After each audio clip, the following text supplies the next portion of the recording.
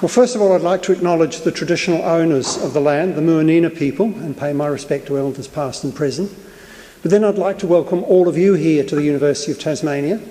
I'm Jeff Malpas, I'm Professor here, but I've also been involved with the Red Cross Oration probably since it first started. This is, I think, now the 5th Red Cross Oration. 6th? We had some discussion about this before. I'm not sure whether we got our fingers wrong or not, but it's been going now for quite some time, and it's a wonderful opportunity to promote the Red Cross, the work that the Red Cross does, and also the humanitarian ideals that underpin the Red Cross as an organisation, and in terms of and the commitment that the Red Cross represents. Now, every year for the Red Cross Oration, we try to pick somebody who's got some connection to the sort of humanitarian and the humanitarian commitments and interests of the Red Cross, and we've tried to do that tonight as well. A little bit different from some of our presentations, however, tonight we're going to have a conversation, and since it takes at least 2 people to converse, we do in fact have 2 people who are going to participate in our conversation tonight. One of them is Helen Durham, who may not be quite so familiar to all of you, to some of you, although Helen is a very distinguished lawyer. She's been involved with the Red Cross for a very long time. She's been involved in various international humanitarian initiatives. She's also a poet, I'm told, although that's not something that actually appears on the little briefing sheet I've got here. She's an academic. She's got quite a wide range of accomplishments. So she's going to be one part of our conversation. The other part is actually somebody who's very easy to introduce. It's always good when somebody's already well known to an audience, because it means you don't have to say quite so much about them. And that's Waleed Ali. And those of you who have been listening to ABC Radio or watching ABC TV will almost certainly know who Waleed is. Waleed's a broadcaster and author. He's also an academic, as it happens, at Monash University, so we're very pleased to welcome a colleague from another institution, as with Helen too. He's also a musician in another capacity. He's an award-winning author. He's got a wide range of accomplishments that I probably don't need to detail here. As I say, the 2 of them are going to engage in a conversation. That conversation will probably take maybe half an hour or so, depending on how the 2 of them get on. And then we have a number of roving mics in they've been talking to one another already, so I'm sure they've got some idea of where that conversation might lead. And we've got a number of roving mics in the audience, so you know, when they feel the time is right, they're going to open that conversation up to you as well, and you'll get the opportunity to ask some questions and to have some input of your own. And we'll see how the evening goes from there. So I'd like to hand it over to Helen and Waleed. Welcome to the University of Tasmania.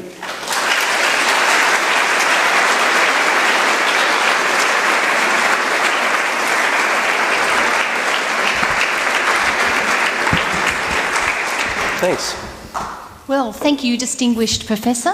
It's a great delight to be here and to see so many people here. I think that's incredible in itself, that there's so many people wanting to engage in a conversation on diversity. Well, must let you know that the 2 of us haven't pre-arranged much in this. We've had some wide-ranging discussions, but we thought we'd let it be authentic and genuine tonight, because one of the big things that the Red Cross and Red Crescent movement stands for is the fact that what unites us, what binds us together, is bigger and deeper by far than what divides us. I think very often we don't have conversations on topics like diversity. We have monologues, or we have shouting matches, or we have something that really doesn't allow us to unpack the really difficult issues. It's not an easy issue. I think anyone who thinks they have the answer, please let us know in Red Cross. We'd be really keen to be able to implement the answer to how to live in a society that is more diverse and peaceful. So starting off, my friend Waleed, because we do have to get on, or we couldn't work out whether it'd be a longer or shorter conversation if we didn't get on.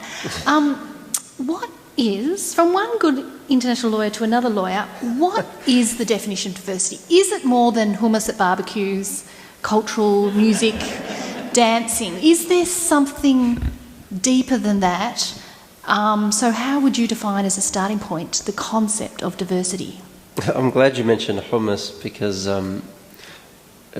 you may already know this, but hummus is actually a site of quite a lot of conflict.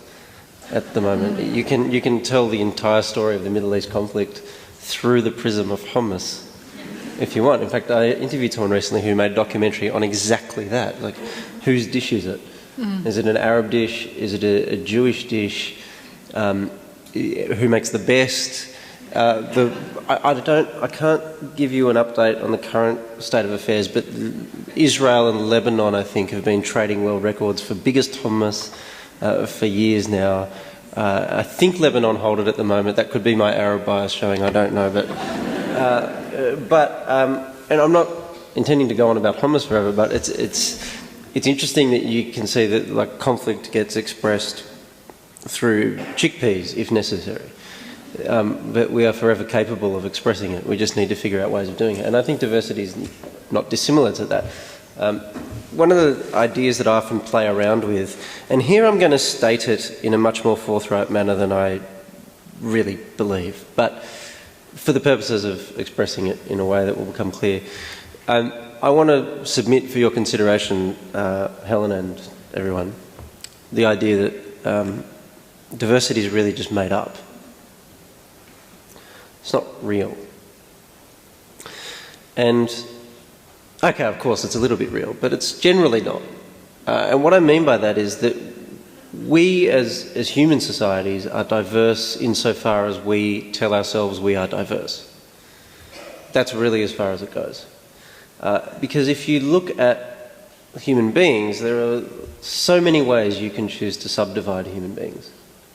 You could subdivide human beings purely by gender, in which case there's limited diversity. There are two dominant categories and then one or two other categories that we might say are peripheral to most people's experience, and that would be pretty much it. Or we could choose not to recognise gender diversity. We could choose to say that there's not really any difference that we're going to assign a value to between men and women, and therefore that diversity would immediately disappear. It's the same sort of thing with racial and cultural diversity, for example. Is racial diversity real? I mean, at some point you could say, well, yes, this person has black skin and that person has white skin, and that's an objective difference. Well, is it? At what point do we say that? Because it becomes a difference, it becomes diversity when we assign some kind of meaning to it. That's what makes it happen. And so even those things we might decide are objective differences, like race, for example, aren't really objective. It's not that simple to say they're objective. I mean, the classic example to illustrate this that I often return to is the example of the conflict in Darfur, which, if you ask the participants, at least from what I was able to read about it, was a conflict between Arabs and Africans. Now, I would challenge, I'm just looking around, probably 80% of this audience to travel to Darfur and tell the difference. Now, here's my question. If you can't tell that difference, is it that you are wrong or ignorant, or that you could tell the difference if you had a little bit more education? Or is it possible that those differences are manufactured socially? And that's what it is that determines whether or not you can tell that difference. Because even if you got rid of all the different skin tones in the world, I'm pretty certain we would figure out subdivisions within any given skin tone. We would find sub-skin tones. We would sharpen our eyesight if necessary in order to find the distinctions that we could. And so what the question really, if you're asking what is diversity, you could take a definitional approach, but I actually don't think that gets you very far. I think what matters most is the social question of what it is that we determine to be different from something else. If you're a doctor, for example, you might look at human beings in a completely different way. It's a question of taxonomy. You would divide human beings depending on what particular specialty you had. I once heard someone divide human beings according to the way that their earwax grows. Apparently there are 2 or 3 different ways to do that. And there you go. Now, I don't know what the diversity of that would be in this room, but it would probably exist. But if I started addressing you in those terms, to those of you who have clumpy earwax, I say the following. I mean, you would think it was ridiculous. So the question is, I think, not what exactly is diversity or how much diversity do we have, it's how much meaning should we be attributing to the various kinds of diversity that we could choose to recognise. And I'm not here saying that we should choose to recognise none. I'm not saying that we should never recognise any kind of difference.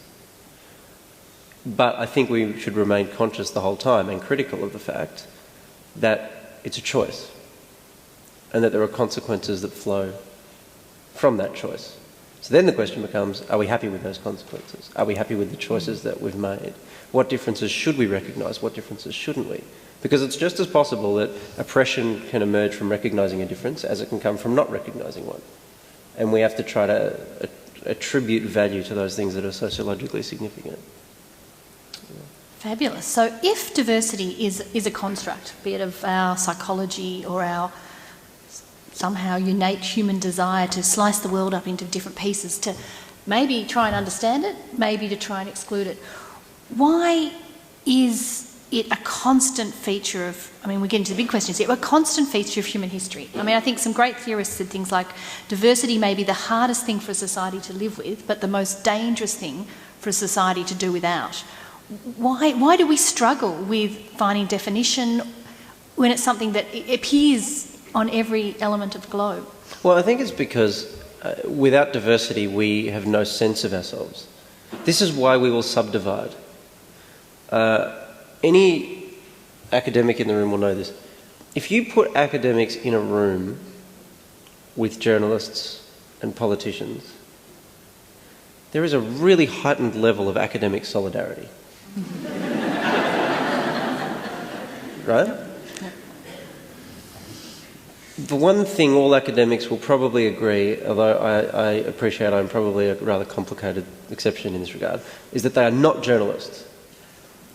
Except for you. Right. Well, I mean, no, but even I resist the term journalist. When someone describes me as a journalist, I kind of get a bit... I'm a broadcaster, yes, but I'm not a journalist is someone who goes and, you know, to press conferences with a dictaphone. And to me, that's just not what I am. It's nice to see a little categorisation you're creating. Yeah. But anyway, that's okay. No, but this is precisely my point. It's probably my own identity hang-up because of my academic history and the fact that I'm still teaching. And I probably couldn't turn up at Monash and teach if I admitted that I was an academic, certainly not in the public... a journalist on the public record. But what you find is that... I mean, I had a former boss at Monash, one of my former colleagues, who wrote an article in Rolling Stone about the emerging punk movement in Malaysia. And he was writing this as a politics academic. And Mahathir didn't like it. And he referred to him as a journalist. And he was more offended by the reference as a journalist than he was by the fact that Mahathir didn't like the article. So the point is that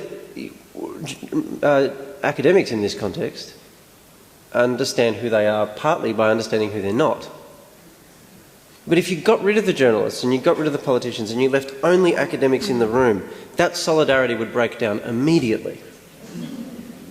Suddenly, well, we're in humanities and they're in physical sciences and there's psychology and they don't know what they want to be. And so what you would see is that suddenly all these things would start breaking down. Now, even if you got rid of all the academics except people who worked in the social sciences, well, we're sociologists, we're political science, it's different. There's just something different about that. We talk about things that you can actually do something with. You know, that's what it is that defines us, or whatever it is. And don't get me started on philosophers. And on it goes. Until just people who are like political scientists, who focus even on a particular political phenomenon. You can narrow it down as much as you like. Well, you're a theorist and I'm an empiricist. And you see, you just say things that you think might be true and we actually go out and demonstrate them. And so that's what makes it. So there's this essential difference. The idea is that we as human beings are incapable of having any self-understanding without being able to look at someone who's not us. So we have to find a difference, otherwise we've got absolutely nothing to say about ourselves. We've got no way of having any kind of meaning. And that's why I think, if you think about I'm yet to think of an example of someone's identity. If you've got a counterexample, feel free to throw it up, Helen, but someone who, if I said, what are you? Or who are you? And you answer that question, pretty much any way you choose to answer that question will contain two things. It will make reference in some way, perhaps implicitly, to other people. That is, your identity will be almost impossible to articulate without the presence of other people. It's contingent on the existence of other people. And the second thing is, it will have to necessarily contain a statement of what you're not. And if I remove those preconditions for you articulating your identity, you probably collapse into a ball of nothingness. Because, right, and this is just the way we're built. I don't know, can you... I'd be indebted if you could think of it. Actually, I wouldn't, because that would be embarrassing. That would muck up your whole theory. So we'll leave it to the erudite audience to sit while we're talking and perhaps come up with an example. But I mean, we're innately social beings. We don't live by ourselves, so we define ourselves as a mother or a lawyer or a Red Cross worker or whatever is inevitably going to intersect. So we've identified that diversity is a construct to many degrees, that it is in some ways about our identity as much as attributing it to others. So if we move on to that, very often people have asked about Australian culture. What does Australian identity entail? And sometimes it's easier to define Australia as what it's not. Well, it's not Europe, it's not Asia, it's not the Pacific. So are we as a culture defined by we not? And if not, what is the sense of Australia's sense of its own identity first as a nation state? It's Big interesting. question. Yeah, well, are we even a culture? Are we a culture? That's actually a preliminary question. So what is Australia? The only way I can think to answer this is to think about the question, what is any nation or national society? And here you have a bunch of different competing models. And Australia, I think, the reason it's so hard to answer that question as far as Australia is concerned is I don't think we've actually figured it out. We haven't really thought about what it means to be not just Australian, but what the point of Australia is. I once heard a woman, this could only be said by an English grandmother. She said exactly that point. She said, I just don't see the point of Australia. Yeah, and I've got an American friend, whenever anyone mentions Canada, he just goes, why? Yeah. It's... Exactly, right. And well, I can't answer for the Canadians, but as an Australian, I actually don't know what to tell her. Yeah. I don't, because what do you say? What is the point? I mean, I understand that there was a point in establishing a penal colony. Surely that we're beyond that. But so what is the point of it now?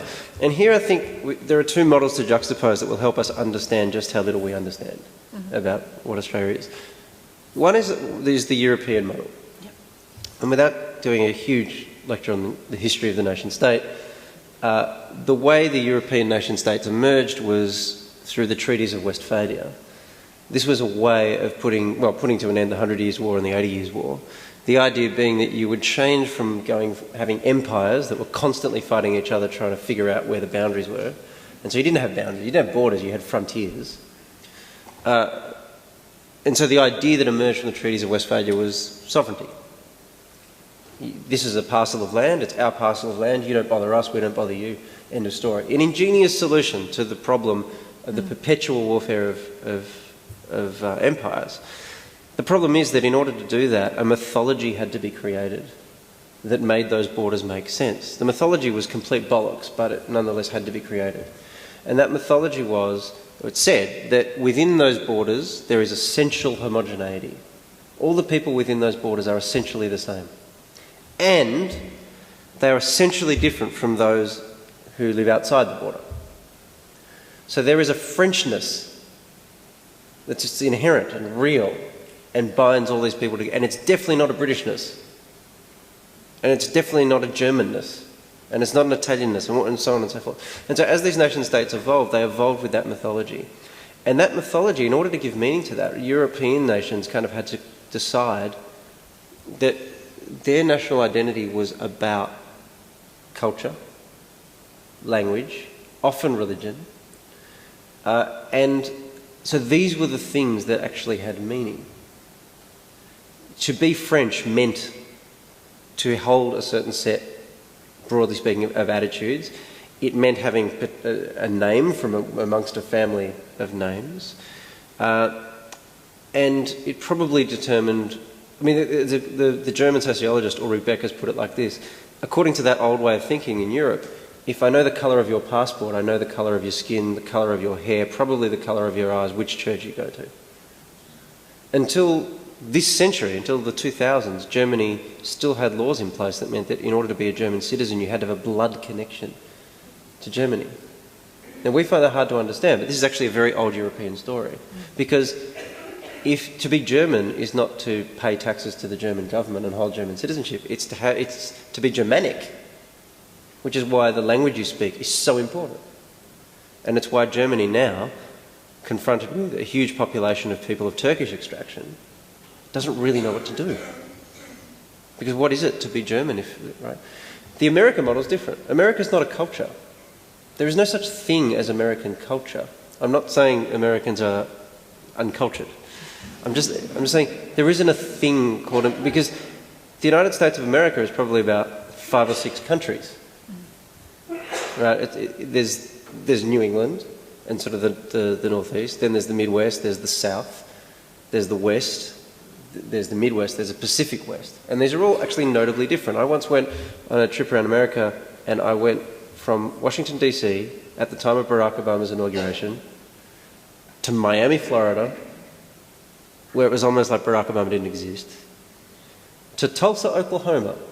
Now, anyone who's gone from Miami, Florida, where I could not order pizza in a Pizza Hut because I spoke English, you need to speak, like 60% of Miami's residents speak Spanish as a first language, because of the Cuban population. To go from there to Tulsa, Oklahoma, where I went into a Walmart, and the guy behind the counter found out I was from Australia, and he said, "It's my favourite European country, Australia." Like every stereotype you have of America, it comes to life. These were different countries. They had the same flag. Cable TV was roughly the same. That was it. There's almost nothing else. What is it that makes America? What is it to be American? It's definitely not linguistic, as the Miami example says. It's definitely not cultural. What it is civic. You are an American because you buy into and have conferred upon you the civil creed of individual liberty. Whatever you want to make of that, you can make whatever you want. But the point is that that is a national identity that's far more permeable. Doesn't matter where you come from, because you are a civic thing, not a cultural thing. Now, that's why I made the point. Is Australia a culture? Should it be a culture? If it's a culture, that's a very European answer. And I would argue that in a globalised age with hypermigration and the advent of the internet and satellite TV and all this sort of stuff, that approach, while it was very useful and very enriching for the nations of Europe, is currently in crisis as far as having a sustained national identity is concerned. Or are we a civic nation where membership is conferred according to civic status? And to be an Australian is a civic claim, not a claim about language or culture. That's the question, and I actually think Australia goes either way, depending on the context in which it's thinking about it. So take for example, if we identify ourselves between the two, we constantly flux because there's those that have a more European construct of culture being the definitive notion, and then those who it's some sort of civic, not so much shared values, but a sense of civic identity. Where are we in Australia, taking that aside, but moving between the two, when it comes to issues of diversity, multiculturalism?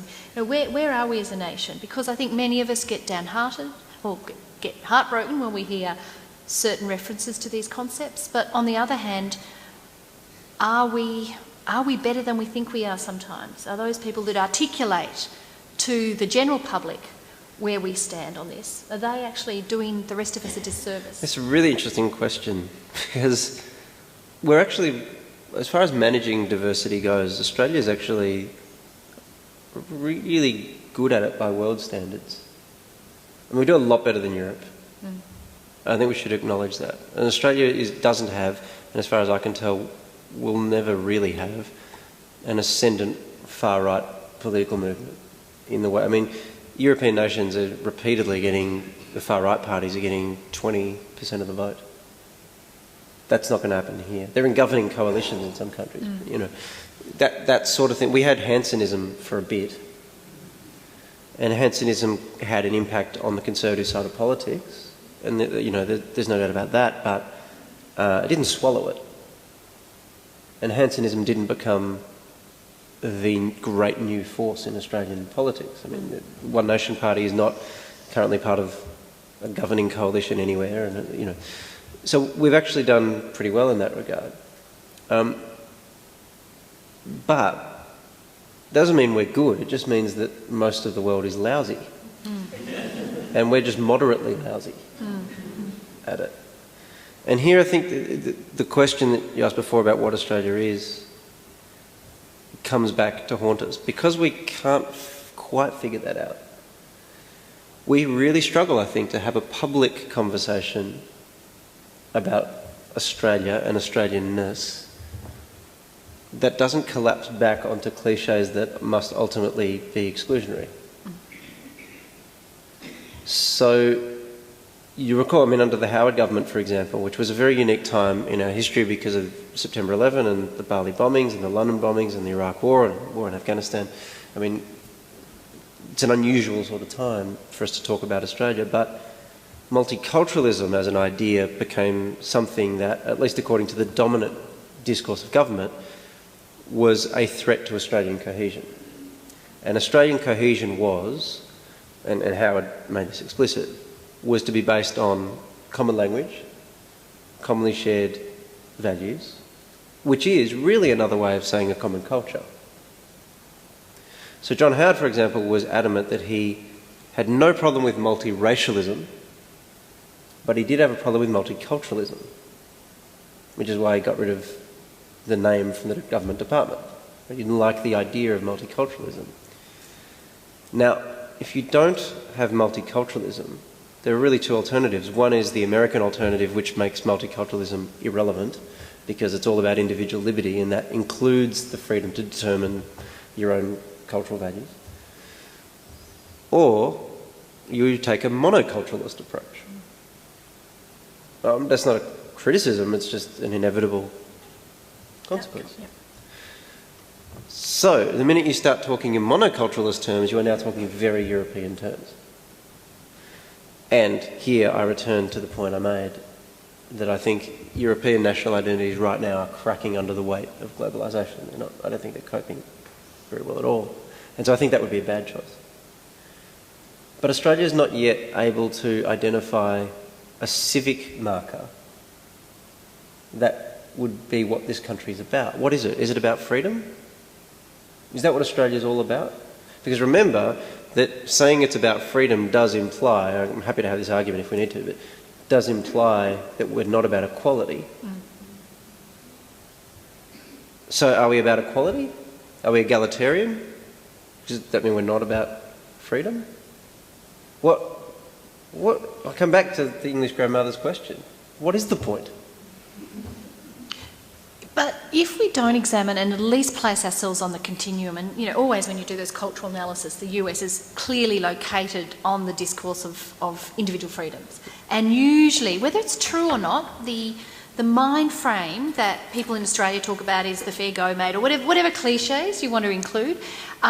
Often, therefore, we're located a little further on the spectrum where it comes to equality, because surely from a practical point of view, say from a Red Cross point of view, where we want to do something, we want to engage in some sort of activities that at least make people think about things that unite us, we have to choose some points, and in choosing some points make decisions about what we do. We don't have the glorious luxury of being not a journalist, a commentator, a erudite commentator, who can raise the problems and leave the problems there and make us reflect and think about the problems, but then we've got to sort of put it back together. So, but I think unless we identify the problems, as you said, and see the choices, I mean, problems come down to choices. Yeah. So Okay, so we're at the point where we've identified, in many ways, is Australia even a culture? Where are we going in that? But what do you think is some ways going forward, for example, the way IT or information technologies is impinging upon culture?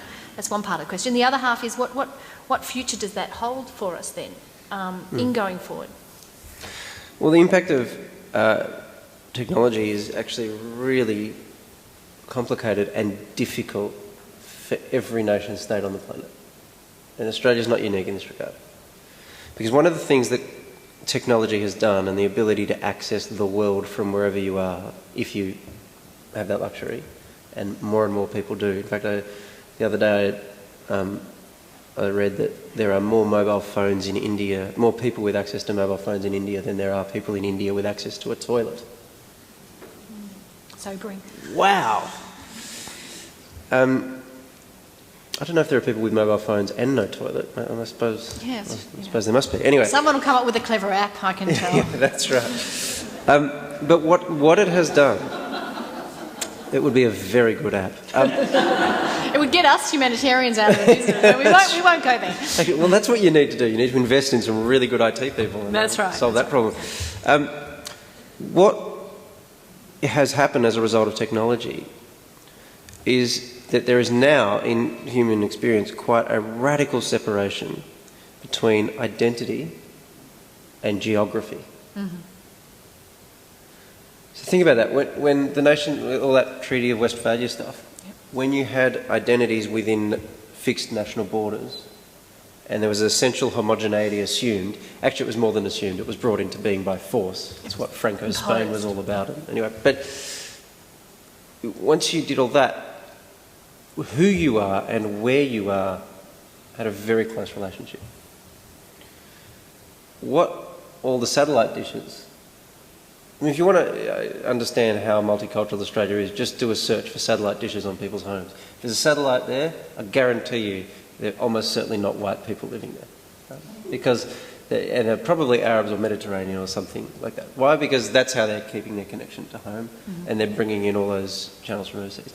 And so who they are is now not where they are. There's this separation now between geography and identity. And that creates a massive problem for the nation state. Because the nation state, how can I convince you to be Australian if living in Australia is not enough? And even having an Australian passport is not enough. How can I convince you of this? And Australia's not unique in this. Everyone has the opportunity. I think America has done it best because America's national identity is a civic one. It doesn't make geographical demands. It's making civic political demands which are accessible no matter what hyphens you have, like, what cultural backgrounds you have, or what part of the world you might feel some kind of longing for. It's not necessarily tied to soil. So what can Australia do about it? Well, here I think it's important to remember the point that I made at the start, and that is because we haven't figured it out, and because the idea of Australianness is open and still contested and unresolved, we do have a choice. European nations don't really have that choice, which is why Europe will resort to doing things to preserve itself that Australia need never do. Switzerland will turn around and ban minarets, even though there are, I think, only 4 of them in the country, because in its mind this is necessary to preserve the Swiss character. We don't have to make those decisions.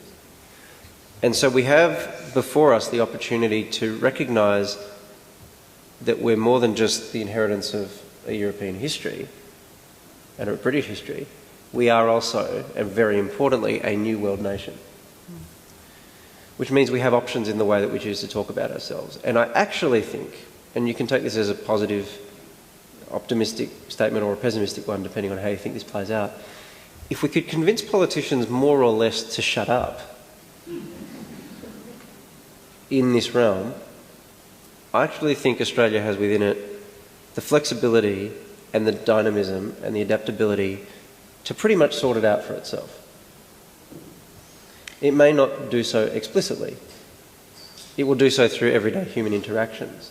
The problem is when those human interactions become compromised by a political overlay that wants to instruct everybody on who is or is not eligible for inclusion into this club. You talk about egalitarianism and the egalitarian ethic. That might be a good basis for us to conceive of ourselves. But here's the problem, and a great Tasmanian once told me this. Martin Flanagan made the point. The thing about Australia is it's very welcoming. Once you're in, you're in. But the problem is if you're not in. Who's in? Who makes that call? Are asylum seekers in? Even once they become refugees, are they in? How in are they? Do they become more in if an asylum seeker happens to be a really good leg spinner who's sent to Brisbane to bowl to the Australian cricket team because he resembles a South African leg spinner? Is he more in because he got his visa? Like a couple of weeks after that test match began, he got his visa. He'd struggled at every stage up to then. The story hits the newspapers. Oh, he's a leg spinner. So who's in and who isn't, right? And so amongst the huge diversity that we have, I think there are opportunities for communities because it's a more open national identity than we have in Europe.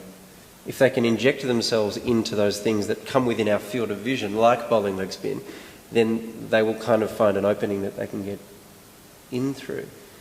But if they can't, I think that's where we struggle. We have those choices, we can make it. This is a really interesting app for that reason. Is this on everyone's seat or not? Yes? Actually, is it an app? No, this is an appeal, but that's from the app, isn't it? Yeah. So this app that the Red Cross made, did you make it yourselves or did you? No, yep, it came from the Innovation Fund, from the CEO, and it's all...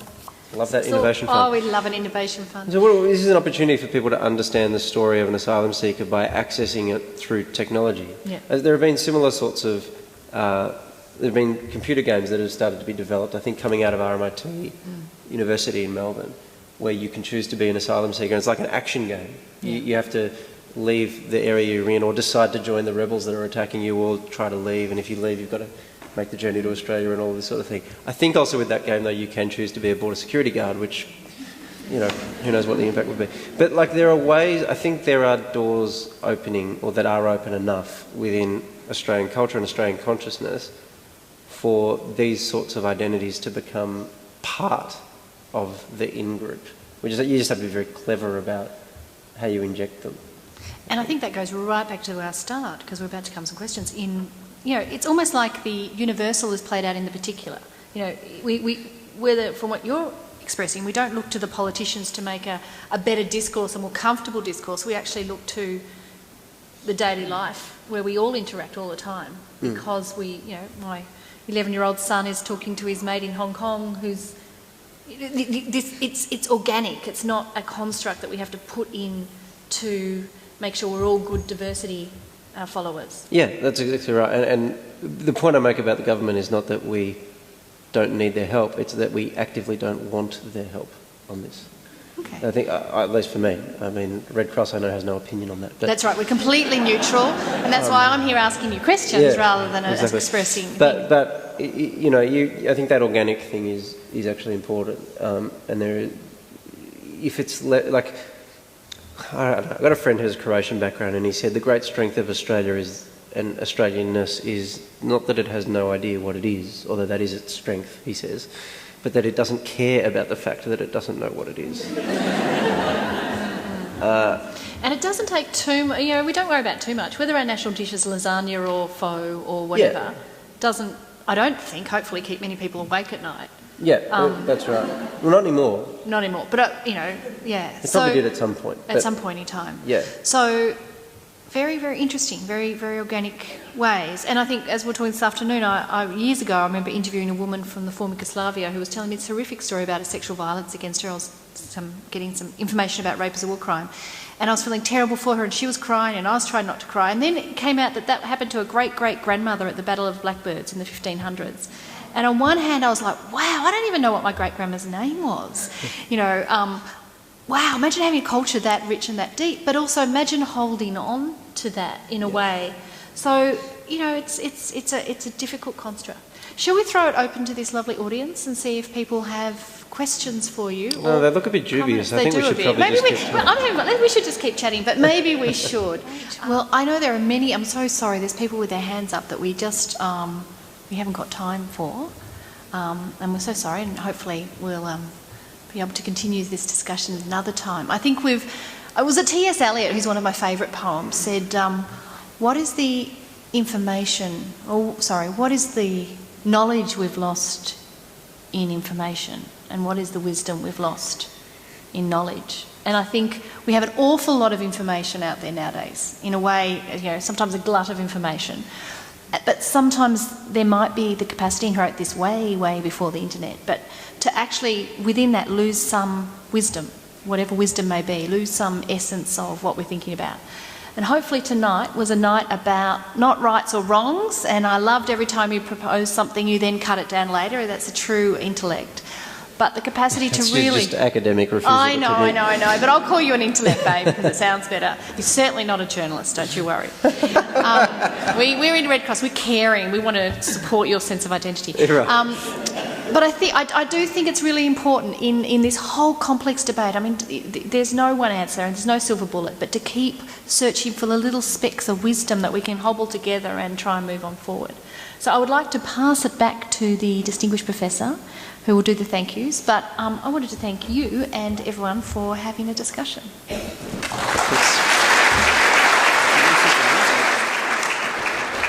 Well, I think we've had a very interesting investigation and demonstration of the interdependence of identity and difference, identity and diversity, two concepts that you can't really prise apart. I'm not going to thank you because I've got somebody else to introduce who's going to do that for me, but I would like to thank our audience. I'd like to thank also, we have Rob Valentine MLC here, we have a representative from Lisa Singh's office, the Anti-Discrimination Commissioner, I think Robin's down there. So it's really good to see such a good turnout for this oration. And I'd now like to ask the CEO of Red Cross Australia, Robert Tickner, if he would come up and, on our behalf, thank our two presenters for us. Good. Robert.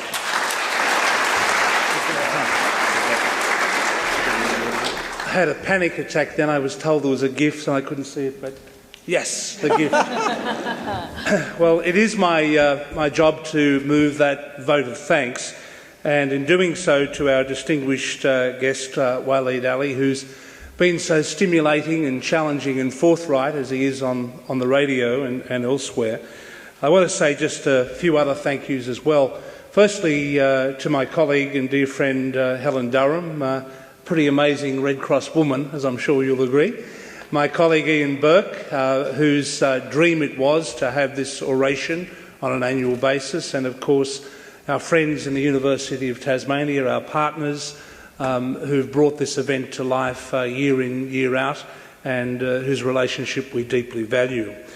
Could I say just a couple of things to, I guess, add my weight to the sentiments of tonight's events? You know, when you think about the issues that have been raised tonight, I guess all of us were racing in our own minds to think about the implications of all this and what our take on it was. And I'm sure that's the case. For me, I guess I had a rush to my head to remind me of the universality of humanity, I guess, the universality of human rights, the universality of the human experience around the world. And, you know, there's so many obvious things. It doesn't matter what country you're in, what part of the world you're in. You know, we all want warmth, we all want shelter, you know, we all want the basic necessities of life. We all want to love and be loved. These are, you know, human needs and I guess values that extend through the generations among all people. And I guess that's almost our fundamental challenge, isn't it? You know, how to reach out to our fellow human beings to reinforce and remind people of that universality of the human spirit. Because it's exactly that Red Cross in its work seeks to meet those human needs, the vulnerability of humankind, wherever it might be found. And indeed, the very first principle of the 7 fundamental principles of Red Cross is actually about humanity and is about reaching out to people to address that vulnerability. The second principle is about impartiality, and that is essentially a principle absolutely around non-discrimination. you know, that these human values and humanitarian needs are to be recognised and respected and dealt with wherever they might be found, you know, in space and time. And I guess that takes me to the application that has been referred to, not the toilet application, but the other one that teaches us something about walking in the shoes of refugees.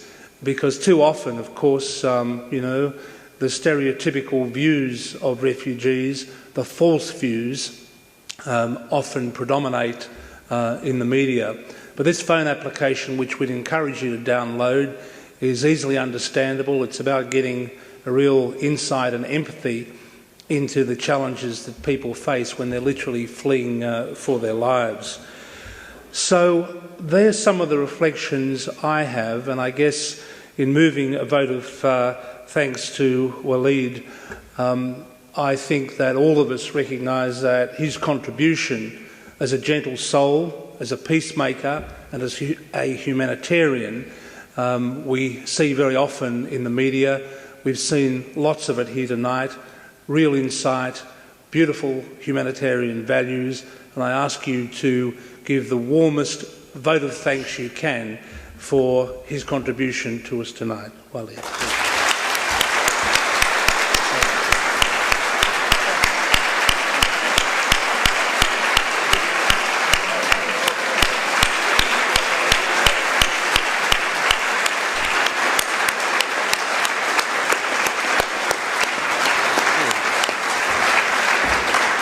So that brings proceedings to an end. I'm sure if some of you want to have a quick word with Waleed down here, he'll be here for a few minutes longer, although I know he's had a busy night already. But thank you all for coming.